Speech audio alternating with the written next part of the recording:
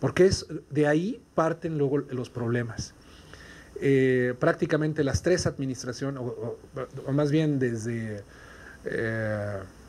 más bien desde siempre, hemos querido estar insistiendo que tenemos una inversión pública muy alta cuando sumas a Pemex y CFE. Pero excluyendo a Pemex y CFE, la inversión pública en este país es bajísima. Es bajísima, ¿no? Y lo constatamos todos los días con la pésima infraestructura urbana en la cual nosotros nos movemos, ¿no? O sea, entonces sí hay un problema. Tienes toda la razón, Berenice, el tema de la economía política de la reforma de la Hacienda, no lo estamos abordando, pero definitivamente sí, es un tema que vamos a tener que abordar, pero precisamente creo que un foro como el de ustedes es el que nos va a permitir precisamente de continuar esta discusión, de encontrar cursos de acción, porque no podemos obviar y abstraernos de que hay intereses, legítimos o no, hay intereses que no les va a gustar esto, definitivamente, ¿no? La transición no lo tocamos aquí, pero es prácticamente una complejidad, y eso sí creo que sí lo advertimos. La transición en términos administrativos, lo que ya estaba comentando ahorita Rolando, es muy complejo. No lo abordamos acá, pero al menos si me hubieran encargado a mí otra vez la parte de implementación, definitivamente yo no desaparecería el IMSS, esto ya es una posición personal, yo no desaparecería en lo absoluto al IMSS, al ISSSTE. Recordamos que el tercer sistema de seguridad social más importante de este país lo tiene Pemex, ¿no? Yo no sé si lo sabía, pero Pemex es el tercer sistema de seguridad social más importante de este país. Solo que no, es cómo diseñas, pero esto ya es otra tarea, es una tarea muy compleja de administración pública, de management, ¿no? Muy complejo y desde luego se tiene que, en cuanto a lo que nosotros estamos mencionando aquí es el costo de seguridad social, no estamos contemplando el tema de lo que ya estás pagando por la transición de la reforma del 95, ni la reforma reciente del ISSSTE, no está incluida ahí. O sea, todo esto que estamos, porque eso ya está en otra parte, pero eso está. Bueno, entonces ya está. Bueno, lo de Marta, sí, definitivamente sí tenemos pensado plantear esto a los candidatos, definitivamente, y más que también a sus candidatos, a sus equipos, ¿no? Para que se los expliquen bien a sus candidatos, ¿no? Sí lo tenemos, ¿no? Entonces de aquí, en cuanto a la pregunta de Alejandrina del fortalecimiento fiscal, que es el siguiente libro, es un tema central el que estás preguntando. Definitivamente la manera como están hoy en día, y el término de la jerga de la hacienda pública, y no sé si se dan cuenta, yo no uso el término hacendario porque es un mexicanismo, no existe. En buen castellano es hacendístico, pero suena espantoso y entonces no lo voy a usar. Entonces siempre, bueno, es mexicanismo, por eso. Y precisamente, curiosamente, ya luego también curiosamente en todos los mexicanismos tenemos una confusión, no resolvemos las cosas. No se dice monopólico, es monopolístico y curiosamente son también adjetivos. Tengo una lista de 20, ¿no? Y que muestran que cuando no utilizas el lenguaje, ¿no? La manera de cómo utilizas el lenguaje es que no tienes la capacidad de definirlo y así. Pero en fin, esa es otra. El tema de la coordinación fiscal, que es como se menciona, se refiere técnicamente, es un desastre en el país. O sea, para empezar, no sabemos ni a quién reclamarle. Hoy en la mañana también el presidente de la República hace funciones municipales, ¿no? O sea, y luego tenemos presidentes municipales que quieren hacer funciones federales. Entonces, una falta de respeto a la Constitución. O sea, nuestra Constitución no permite a un municipio hacer tareas de seguridad social, ¿no? O estar creando estos programas. No lo permite, pero nosotros como ciudadanos sí lo permitimos, ¿no? Entonces, este tema de la coordinación, definitivamente sí. Y aquí es referirnos a las potestades tributarias, ese poder de poner impuestos. Hoy en día, como está diseñado el sistema fiscal mexicano, el gobierno federal se ha reservado, y no constitucionalmente, sino mediante acuerdos, ha logrado concentrar las potestades tributarias más importantes que hay, que son la base del consumo y la base del ingreso. La otra base importante la tienen los municipios, y al haber inventado el Fortamun, ¿no? Le dimos al traste al impuesto predial. Hoy reciben más los municipios por Fortamun de lo que se recauda por impuesto predial, ¿no? Entonces, definitivamente lo tenemos que abordar, no lo estamos abordando, y esperemos que pronto el SEI también nos pida hacer otro documento sobre el federalismo fiscal, ¿no? Es esencial. Hoy por hoy los gobiernos estatales, ni uno tiene una potestad tributaria relevante para financiar una política pública relevante. El impuesto sobre la nómina no alcanza para pagar educación, no alcanza para pagar seguridad pública, ¿no? Y esa es la potestad tributaria más importante que tiene. El Distrito Federal es un caso aparte, porque el Distrito Federal se maneja fiscalmente como si fuera un municipio. Centralmente se maneja el predial, ¿no? En fin, eso es. Pero tienes toda la razón, lo tenemos que ver. El profesor Conde,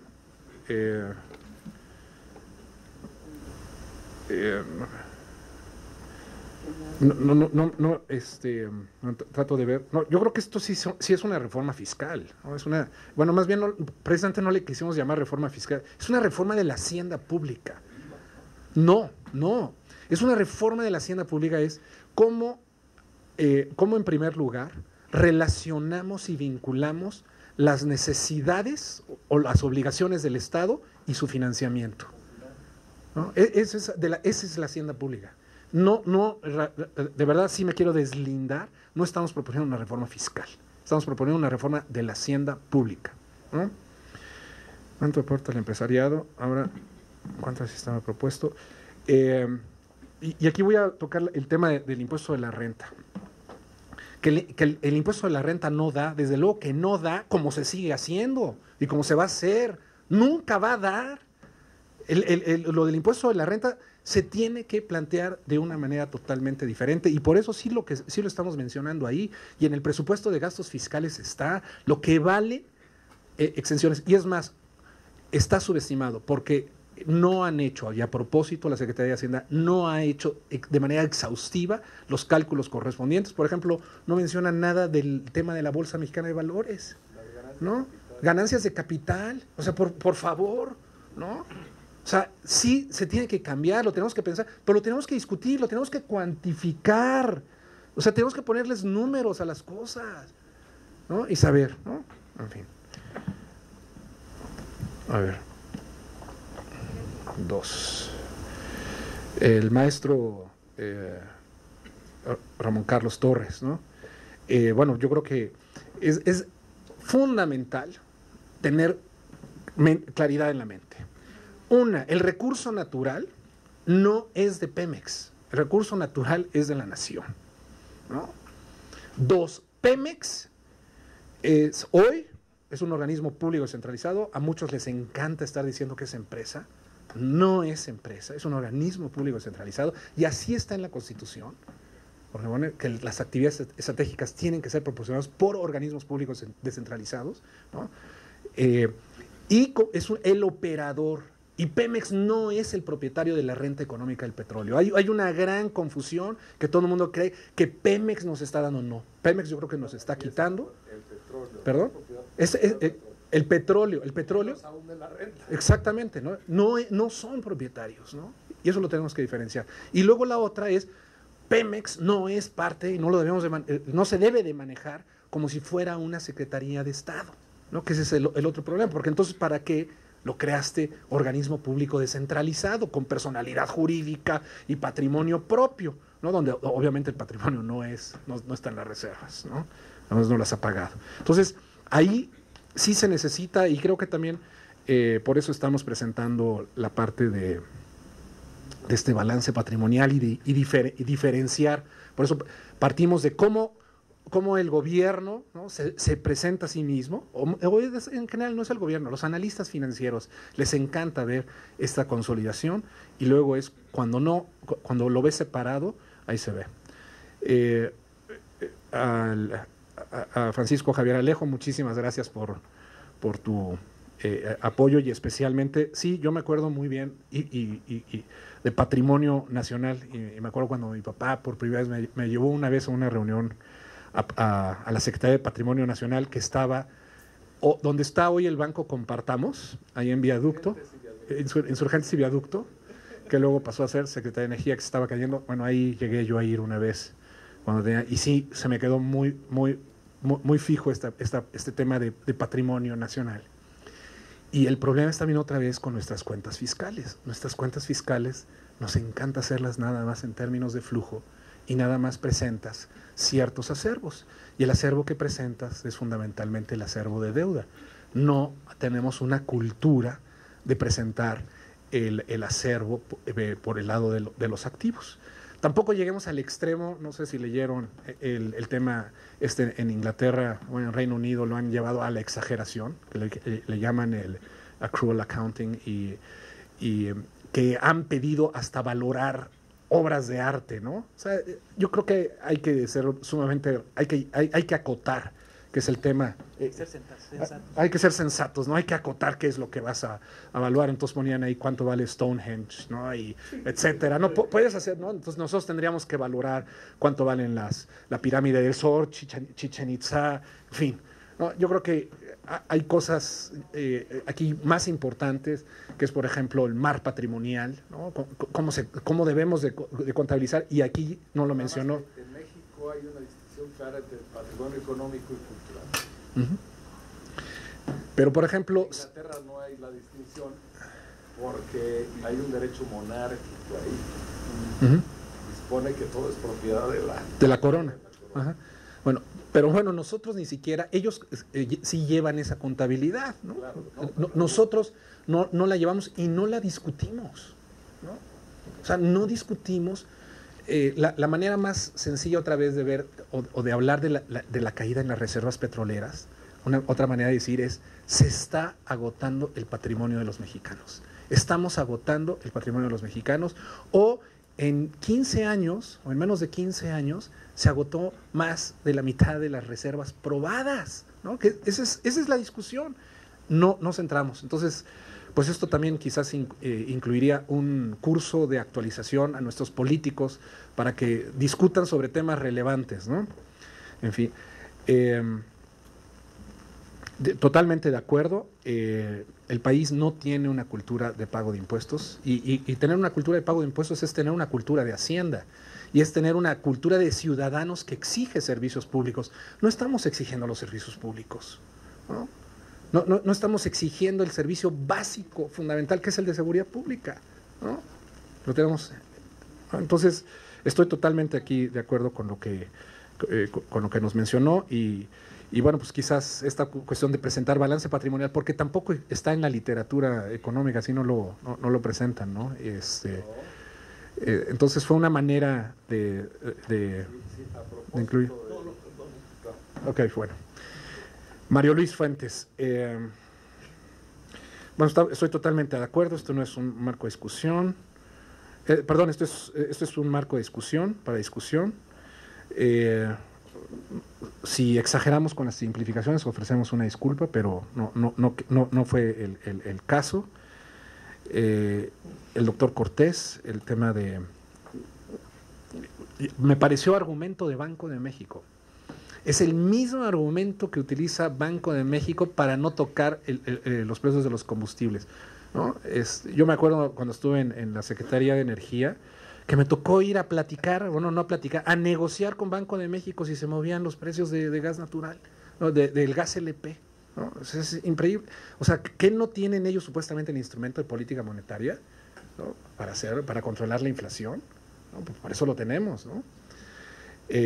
Y yo creo que también la parte esta de mecánica de devolución es importante. Y pues es que no voy a... el subsidio a la... eso sí. El subsidio a la gasolina es, pues no es un misterio, pero sí, ¿cómo lo calcula Hacienda? Más bien, cada quien lo puede calcular.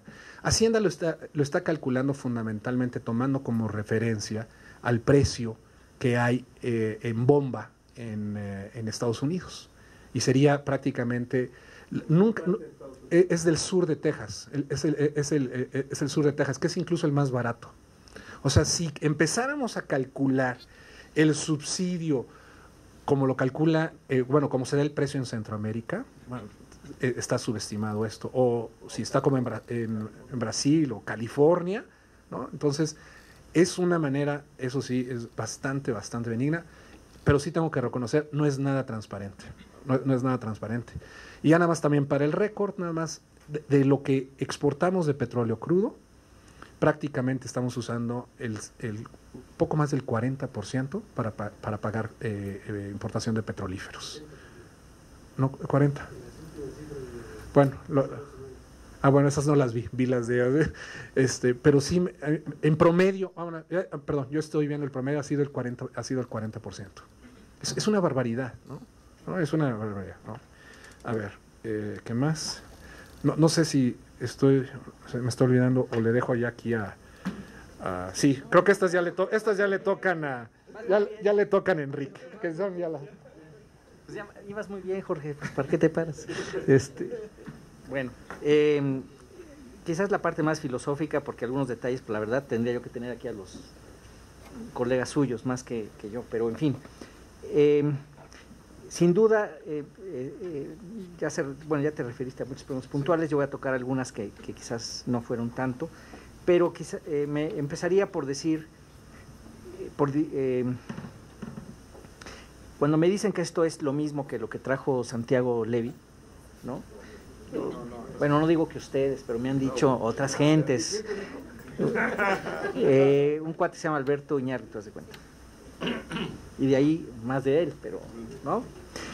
Bueno, pues le digo que no es verdad, porque en realidad esto toca muchas más cosas, toca impuestos sobre la renta, toca el ingreso mínimo, toca los impuestos los subsidios a la gasolina, o sea, tiene otros componentes y otro enfoque, me parece, que es basado en el problema de hacienda pública, y de ahí un poco en la filosofía esta de para qué está la hacienda pública y qué tipo de cosas tiene que financiar. Entonces sí, qué bueno que ustedes no me dicen, pero si acaso lo pensaban, así como ustedes fueron susceptibles de la corresponsabilidad, pues yo a mí también tengo mis susceptibilidades, no nomás ustedes. Entonces, pero bueno, dicho eso, y tengo mucho aprecio a Santiago por otra parte, pero eso es otra cosa. Sí me parece que es un punto de partida y efectivamente tiene que ver con lo que decía Berenice, de que no están tocados muchos temas. Yo estoy de acuerdo en que hay que revisar muchas cosas de la política industrial, de la política de competencia, de muchos otros temas. Pero el SEI lo que intentó fue realmente acotar en una problemática central que tiene implicaciones prácticamente para todo lo demás y producir información y que no nos estuviéramos peleando por si la evasión fiscal es 0.2, 3, no sé qué, no. Vámonos a la esencia, a producir información en la cual creamos y que veamos, y entonces sí poner un derrotero hacia dónde tenemos que ir. Y coincidimos, es lo que justamente decía Rolando. Es decir, queremos darle sustentabilidad al Estado mexicano por la vía de la protección social, y en ese sentido sustentabilidad social del Estado y sustentabilidad económica también. Además de eso faltan muchas cosas, yo no digo que eso sea lo único, pero sí se ve como que esto es fundamental para lo demás. Entonces, de entrada, no hay más pretensión de este documento que no es un documento, no es algo que quiera hablar sobre la problemática general, sobre la creación de empleo en detalle, etcétera, sobre el federalismo tampoco. Sí estamos tentados a hacer encargar un libro blanco para el asunto simplemente del federalismo, realmente ver cómo están las cosas desnudas, ¿no? Crudas, y que todo mundo las acepte. Es mucho más fácil llegar a un acuerdo sobre algo cuando la información se comparte y se acepta como válida esa información. Entonces, digamos que para mí ese sería como quizás una de las cualidades, si acaso tiene alguna, de este tipo de trabajo. Buscar que tengamos la información clara, en la que todos coincidamos, y ahora sí, ¿cómo le vamos a hacer para llegar allá donde queremos ir? Hay mucha discusión que hacer. La transición es una, desde luego, la letra chiquita que ya nos empujan las aseguradoras también, y obviamente el saber que hay grupos afectados, sí los va a haber, y por eso es que hablamos de un pacto social, o sea, porque sí es una propuesta redistributiva, muy redistributiva, y por eso se requiere un consenso, y por eso es que buscamos en las personas que nos hicieron favor de acompañar en este asunto, que están ahí en la pantalla, como Rolando mismo, como Mario Luis y Fernando y otras más, es tratar de encontrar aquello que nos une, aquello de cómo sí podemos llegar a hacer algo, y no más bien cuáles son los obstáculos. Es decir, a donde vamos ahora es buscar qué cosas son aceptables para todos, y de ahí ir construyendo, porque de otra manera, e insistir, digo, porque hablamos con gente de Hacienda que luego nos dice, no, eso no se va, no se puede, no va a pasar, no están contentos con esto. O hay gente que dice, no, mira, pues es que no está fácil, o sea, tú le empiezas a quitar quieres un sistema simplificado tributario, y los primeros que te van a decir que no son los que tienen las exenciones, y pues ¿cómo?